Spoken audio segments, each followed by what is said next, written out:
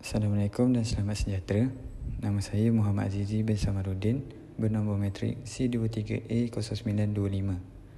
Hari ini saya akan membentangkan poster saya yang bertajuk Mengaplikasi Teori Strukturalisme dalam Novel Chart Komsas Tingkatan 3. Yang pertama sekali adalah pengenalan. Novel Chart karya Azizi Haji Abdullah merupakan karya kesusastraan Melayu yang wajib dipelajari di peringkat sekolah menengah, menonjolkan tema kasih sayang, ketabahan dan realiti sosial dalam kehidupan Alias, seorang anak yatim yang hidup serba kekurangan. Alias mencari ibunya yang lumpuh dengan mengambil upah memetik kelapa menggunakan beruk kesayangannya, iaitu cot. Kisah ini syarat dengan konflik yang berpunca daripada pertentangan struktur sosial dan ekonomi, terutamanya jurang antara kemiskinan Alias dengan autoriti Cikgu Sunan. Bagi menganalisis kedalaman dan pembinaan makna novel ini, pendekatan teori strukturalisme digunakan kerana ia membolehkan kita meneliti bagaimana unsur-unsur dalaman teks seperti watak, plot dan insiden dramatik yang berinteraksi antara satu sama lain sebagai satu sistem yang teratur. Fokus utama analisis strukturalisme terhadap chart adalah untuk membongkar pertentangan binari yang berfungsi sebagai mekanisme penting untuk membina plot dan menghasilkan resolusi. Pertentangan seperti miskin versus kaya, kuasa manusia versus haiwan dan tragedi versus harapan adalah teras kepada naratif ini.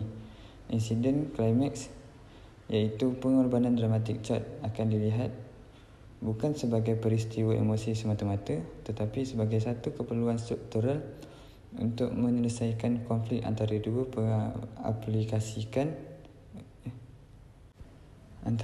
dua struktur nilai yang bertentangan.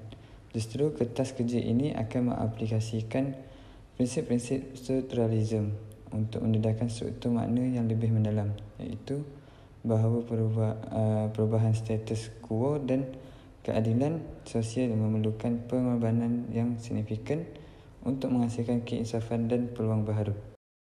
Seterusnya ialah teori. Pendekatan strukturalisme memfokuskan kepada bagaimana unsur-unsur dalam novel chart berinteraksi dan membentuk makna keseluruhan, melihat karya sebagai satu sistem yang teratur.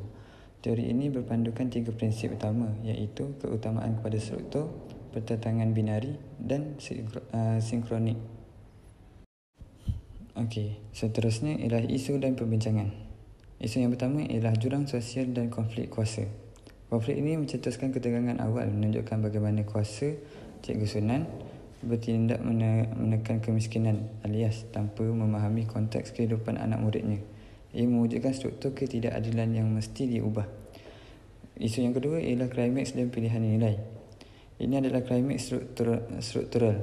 Alias terpaksa memilih nyawa manusia Cikgu Sunan yang dalam struktur nilai sosial diletakkan lebih tinggi berbanding haiwan, iaitu cot, walaupun cot adalah punca rezekinya.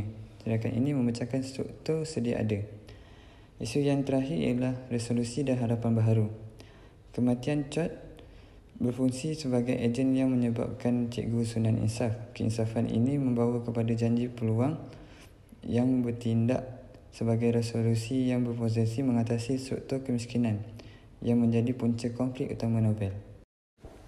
Seterusnya adalah sorotan kajian. Analisis struktural mendedahkan bahawa setiap unsur dalam chart mempunyai fungsi yang saling berkait untuk membina makna. Watak chart berfungsi sebagai ejen konflik dan juga penyelesai konflik. Akhir sekali ialah rumusan. Secara kesimpulannya, aplikasi teori strukturalisme dalam novel chart membuktikan bahawa karya ini mempunyai struktur dalaman yang sistematik dan terancang. Pertentangan binari seperti kepapaan atau peluang, keinsafan atau kemarahan, dan hidup atau mati adalah teras kepada naratif. Novel ini menunjukkan bagaimana penyelesaian kepada konflik-konflik binari ini yang dicapai melalui tindakan pengorbanan Alias bukan sahaja menggerakkan plot, malah turut membina makna muktamad novel. Makna tersebut adalah perubahan dan keadilan sosial hanya boleh dicapai apabila struktur sedia ada dipecahkan dan dibina semula melalui keinsafan peribadi dan janji pendidikan yang mengatasi perbezaan status sosial. Sekian, terima kasih.